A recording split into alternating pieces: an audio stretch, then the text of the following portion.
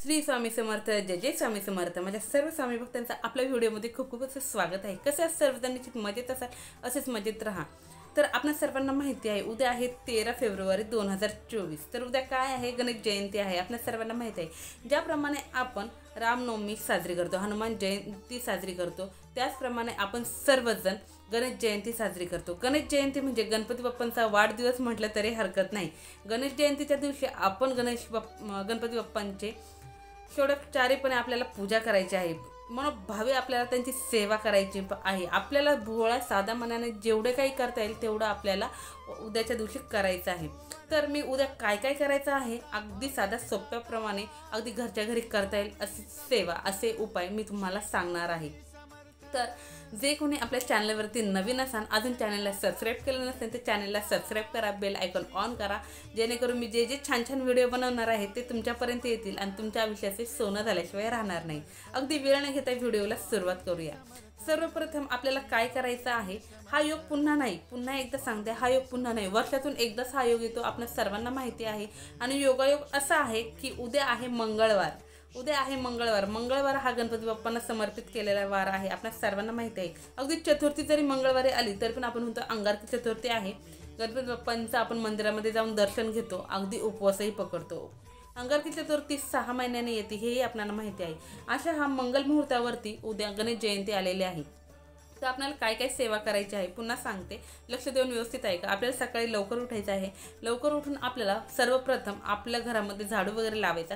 झाडू वगैरे झाल्याच्या नंतरनं, व्यवस्थित स्नान वगैरे झाल्याच्या नंतरनं घराच्या बाहेर जर फ्लॅट सिस्टीममध्ये असाल तरी उंबऱ्याच्या बाहेर किंवा अंगणामध्ये तुमच्या पाणी शिंपडायचं आहे। त्याचप्रमाणे तुम्हाला तुमचा उंबरा स्वच्छ करायचा आहे। अंगणाचा बाहेरचा जो भाग आहे तो स्वच्छ करायचा आहे। तुम्हाला उंबरठाले पण करायचं आहे उद्या। त्यानंतरनं उंबऱ्याच्या दोन्ही साईडला आपल्याला लक्ष्मी मातेची पावले काढायची आहे। बरोबर उंबऱ्याच्या मधोमध आपल्याला कुंकवाने स्वस्तिक काढायचं आहे। उंबऱ्यावर काढलं तरीही चालेल, एक तुमच्या घरात उंबरा नसेल, फ्लॅट सिस्टीममध्ये शक्यतो उंबरा नसतो, तर बाहेर जरी काढलं तरीही चालेल, स्वस्तिक काढायचं आणि छोटीशी रांगोळी जर काढली तरी उत्तम। हे झालं बाहेरची सेवा। त्यानंतर तुम्हाला तुमच्या मुलांना स्कूलमध्ये वगैरे पाठवायचं, मिस्टरांना वगैरे टिफिन वगैरे करून द्यायचं, सगळं तुमचं डेली रुटीन आवरून घ्या। ते झाल्याच्या नंतर स्वच्छ आसन एक मांडायचं, हातपाय स्वच्छ धुवायचे आणि सर्वप्रथम तुम्हाला काय करायचं आहे, अक्षता तयार करून घ्यायचा। आता अक्षता तयार करून घेताना आपल्याला अख्खे तांदूळ लागणार आहे, तिथं अर्धे तांदूळ चालणार नाही। तांदूळ कोणताही घ्या, फक्त तो अख्खा असावा, त्याचे तुकडे झालेले तांदळाचे नसावे।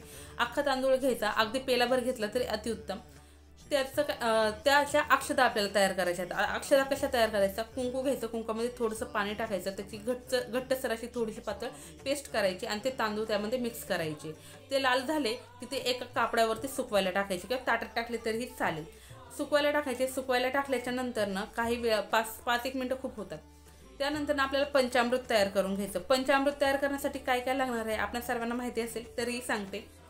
दूध घ्यायचं, थोडंसं दही घ्यायचं, मध घ्यायचं, गूळ किंवा साखर असेल तर साखर घ्या आणि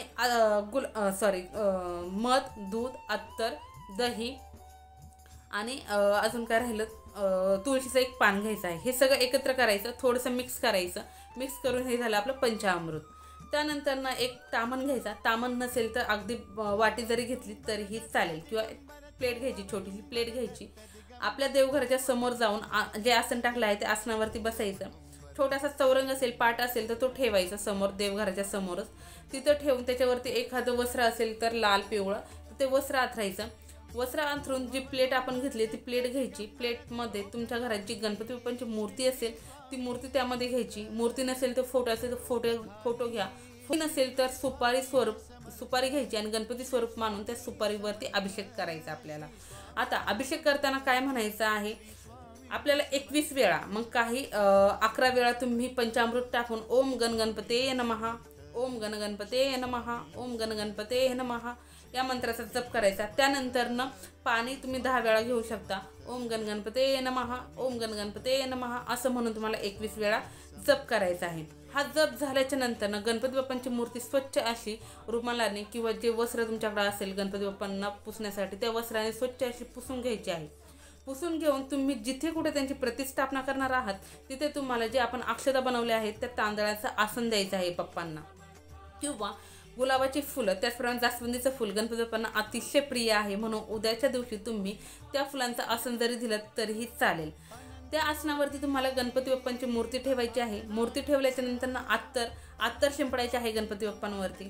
अत्तर शिंपडून झाल्याच्या नंतर जे आपण जानवं घेतो, आपल्या सर्वांना माहिती आहे, आपण अगदी घरीही जानवं तयार करतो. कापसापासून ते जानवं तयार केलेलं असतं. जानवं तयार करायचं, त्यालाच आपण वस्त्रही म्हणतो गणपती बाप्पांचं. ते जानवं गणपती बाप्पांना परिधान करायचं आहे. ते झाल्याच्या नंतर जे तुमच्याकडं जर जास्वंदीचं फुल असेल तर उत्तम, नसेल तर लाल कलरचं कोणतंही फुल घेतलं तरीही चालेल. ते आपल्याला गणपती बाप्पांना व्हायचं आहे. त्यानंतर अक्षदा व्हायच्या आहेत, गंध तिलक वगैरे लावायचं आहे. ते लावून झाल्याच्या नंतर तुमची जी काही इच्छा आहे ती हात जोडून गणपती बाप्पांना म्हणायची आहे. गणपती बाप्पांना जी इच्छा आहे ती बोलून झाल्याच्या नंतर आपल्याला दुर्वाही घ्यायच्या आहेत. दुर्वाची एक जोडी आपल्याला तयार करायची आहे. 21 दुर्वा एका जोडीमध्ये असतात, आपल्या सर्वांना माहिती आहे. आपण आपल्या इच्छेप्रमाणे तुम्हाला मिळतील त्या पद्धतीने 1 जोडी, 2 जोड्या, 3 जोड्या, जे तुम्हाला पॉसिबल होईल तितक्या जोड्या तुम्हाला गणपती बाप्पांना अर्पित करायच्या आहेत. जर शक्य जर झालं तर उद्या दुर्वांचा तुम्ही हार करूनही गणपती बाप्पांच्या मंदिरात घेऊन जाऊ शकता, किंवा गणपती बाप्पांच्या मंदिरात जाणं शक्य नसेल तर तुम्ही घरच्या गणपती बाप्पांनाही हे करू शकता, अर्पण करू शकता. जर जास्वंदीच्या फुलांचा हार जर शक्य झाला तर जास्वंदीच्या फुलांचा हारही उत्तम आहे, तोही वाहू शकता. अगदी 1 फुल भेटलं तरीही चालेल. जर नाही भेटली तर गुलाबाची फुलंही तुम्ही अर्पित करू शकता. हे झालं सगळ्यात महत्त्वाचं. त्याचप्रमाणे सेवा म्हटलं तर आपल्याला काय करायचं आहे, तिथेच आसनावरती बसून अथर्व शीर्ष 1 वेळा, 3 वेळा, 5 वेळा, 7 वेळा, 9 वेळा, 11 वेळा, जेवढ्या वेळा तुम्हाला शक्य आहे तेवढ्या वेळा तुम्हाला अथर्व शीर्षाचं पठण करायचं आहे. उद्याचा योग पुन्हा नाही, पुन्हा जीव तोडून सांगते, हा योग पुन्हा नाही.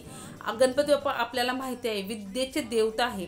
आपल्या घर हे विद्येने युक्त होण्यासाठी, आपली मुलं बुद्धिमान होण्यासाठी, आपली मुलं शाळेमध्ये कोणत्याही विद्येचं, कोणत्याही कला गुणामध्ये एकदम प्रावीण्य निपुण अशी होण्यासाठी आपल्याला ही सेवा गणपती बाप्पांची करायची आहे. आपल्या मुलांकडनंही आपल्याला गणपती बाप्पांचं अथर्वशीर्ष म्हणून घ्यायचं आहे. गणपती बाप्पांचा ओम गणपते नमः या मंत्राचं नामस्मरण पठण उद्या करूनच घ्यायचं आहे. अगदी 3 वर्षाचा मुलगा पण हा मंत्र सहज म्हणू शकतो, ओम गणपते नमः. आता ज्यांना अथर्वशीर्ष येत नाही, ताई आम्हाला लिहिता वाचता येत नाही, आम्ही कसं काय म्हणणार, काही हरकत नाही, यूट्यूबवरती सर्च करून द्या. फक्त हात जोडून गणपती बाप्पांच्या समोर बसा आणि फक्त ते श्रवण करा, यातूनही खूप असं फळ भेटतं. ही झाली अतिशय साधी सोपी अशी सेवा. दुसरी सेवा जर सांगायचं म्हटलं तर ज्या अक्षता तुम्ही तयार केल्या त्यामधील तुम्हाला 21 अक्षता तुमच्या हातावरती घ्यायच्या आहेत. हातावरती घ्यायच्या आहे, अथर्वशीर्ष बोलायचं आहे, किमान एकदा अथर्वशीर्ष बोलायचं आहे. अथर्वशीर्ष बोलून झाल्याच्या नंतर त्यातील एक अक्षता गणपती बाप्पांच्या चरणावरती समर्पित करायचे आहे किंवा सोडायचे आहे. आणि एक अक्षता सोडताना ओम गणपते नमः, ओम गणपते नमः अशी दुसरी घेऊन सोडायची, तिसरी घेऊन, प्रत्येक अक्षता सोडताना ओम गणपते नमः या मंत्राचं तुम्हाला नामस्मरण करायचं आहे. 21 वेळा तुम्हाला नामस्मरण करायचं आहे.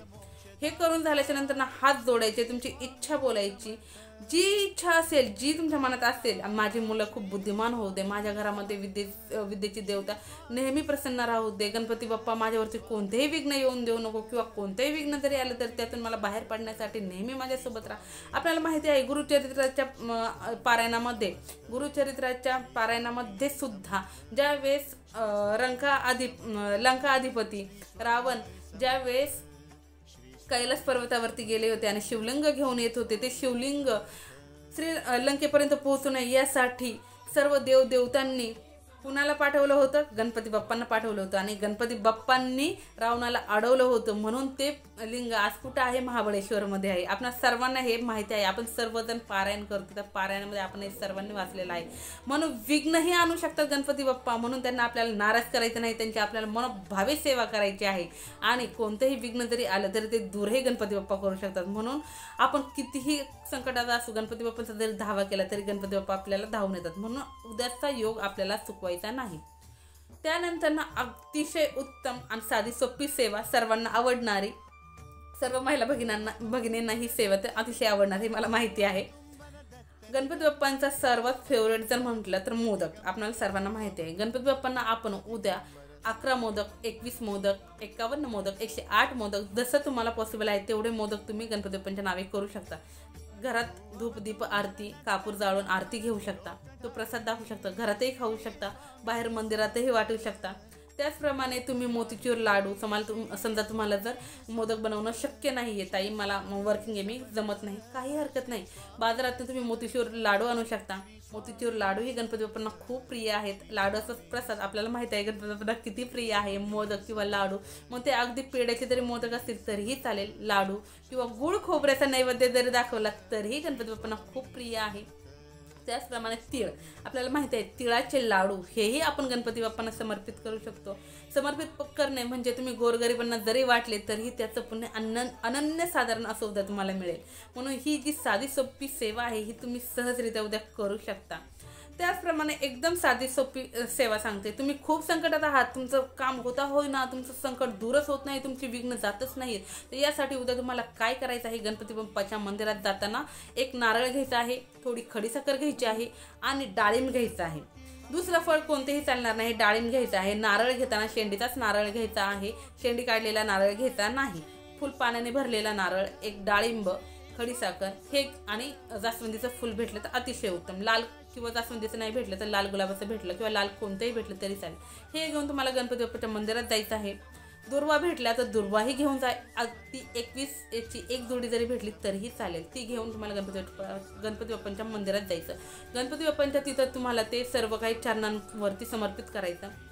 तुमची इच्छा बोलायची. इच्छा बोलून झाल्याच्या नंतर तिथंच एका ठिकाणी बसायचं. तिथं बसून तुम्हाला एक मंत्र सांगत आहे, तो मंत्र बोलायचा आहे. कितीही संकट असू द्या, कितीही अवघड असू द्या, कितीही दुःख असू द्या, 1001% तुमचं दुःख दूर होणारच. काय म्हणायचं आहे, कोणतं म्हणायचं आहे ते मी तुम्हाला सांगत आहे, स्क्रीनवरतीही देणार आहे, तरीही तुम्ही व्यवस्थित ऐका. खूप प्रभावी असं हे आहे, स्वतः मी अनुभूती घेतलेली आहे म्हणून तुम्हाला सांगत आहे, तर व्यवस्थित ऐका.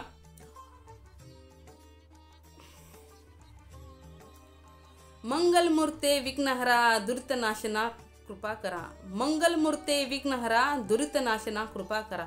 मंगलमूर्ते विघ्नहरा दुरितनाशना कृपा करा. या मंत्राचं तुम्हाला 11 वेळा 21 वेळा पठण करायचं आहे आणि अगदी मंदिरामध्ये बसूनच करायचं आहे. हे पठण झाल्याच्या नंतर तुम्हाला तुमची इच्छा बोलायची, नमस्कार करायचा, मंदिराला 11 वेळा प्रदक्षिणा मारायच्या.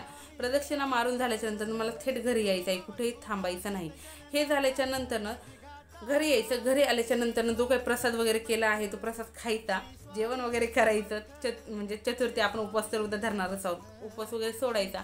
ते झाल्याच्या नंतर तुम्हाला दुसरा दिवस कोणता आहे, बुधवारी आहे वसंत पंचमी, आपल्या सर्वांना माहिती आहे. या दिवशी आपण काय करायचं आहे, स्नान वगैरे झाल्याच्या नंतर ज्या आपण अक्षदा वाहिलेल्या आहेत, 21 अक्षदा आपण गणपती बाप्पांवरती वाहिलेल्या आहेत, माहिती आहे ना, घरातल्या गणपती बाप्पांवरती, त्या अक्षदा घ्यायच्या. त्या अक्षदा तुम्हाला एका वस्त्रामध्ये, पिवळं घ्या किंवा लाल घ्या, छोटंसं वस्त्र घ्यायचं, त्या वस्त्रामध्ये तुम्हाला त्या अक्षदा ठेवायच्या, त्याची एक पोटली बनवायची आणि अगदी हात जोडून विनंती करायची, जी इच्छा आहे ती बोलायची आणि त्या ज्या अक्षता आहेत ह्या तुम्हाला पुढच्या गणेश जयंतीपर्यंत तशाच जपून ठेवायच्या आहे. ती पोटली तुम्हाला सोडायची नाही.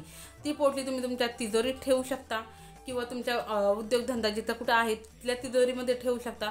तुम्ही अनुभूती घ्या, तुम्ही स्वतःहून सांगा की ताई आमच्या घरामध्ये इतकी लक्ष्मी, इतकी शांतता, इतकं म्हणजे गणपती बाप्पांचा इतका वास आहे की म्हणजे सांगू शकत नाही. कोणतीही समस्या तुम्हाला येणार नाही, कोणतंही विघ्न तुमच्यावरती येणार नाही. जरी कोणतंही विघ्न जरी आलं तर त्यातून तर धरून तुम्ही लगेच निघून जाणार, कारण गणपती बाप्पा कधीही कुणाची साथ सोडत नाही. तर ही सगळी साधी सोपी सेवा आहे. उद्या 2दा तुम्हाला आरती करायची आहे. सगळ्यात महत्त्वाचं, तुमची सेवा झाल्याच्या नंतर सकाळ सकाळ तुम्हाला कापूर जाळून तुम्हाला आरती घ्यायची आहे गणपती बाप्पांची. संध्याकाळी ही जेवणाच्या आधी नैवेद्य दाखवून तुम्हाला गणपती बाप्पांची आरती घ्यायची आहे. उद्या आरती ही करायचीच आहे. गणपती बाप्पांची आरती घ्या. एखादं जवळपास मंदिर असेल तर तिथं मंदिरामध्ये जा. शक्य असेल तर दुर्वांचा हार करून गणपती बाप्पांना घाला. शक्य असेल तर जास्वंदीच्या फुलांचा हार जर भेटला तर अतिशय उत्तम, तोही घालू शकता किंवा गुलाबाच्या फुलांचा जरी घातला तरीही चालेल. ही अगदी साधी सोपी अशी सेवा आहे जी कोणीही करू शकतं. कोणतंही काम तुमचं कधीच अडणार नाही. स्वामी समर्थ महाराज नेहमी तुमच्यासोबत असतील. तर पुन्हा एकदा सांगते, व्हिडिओ थोडा मोठा झाला असेल, राग मानू नका, पण हा योग, हा दिवस पुन्हा नाही म्हणून हा व्हिडिओ तुमच्यापर्यंत घेऊन आले. व्हिडिओ कसा वाटलाय कमेंटमध्ये नक्की सांगा. झालेली सेवा स्वामींचरणी रुजू. श्री स्वामी समर्थ महाराज की जय.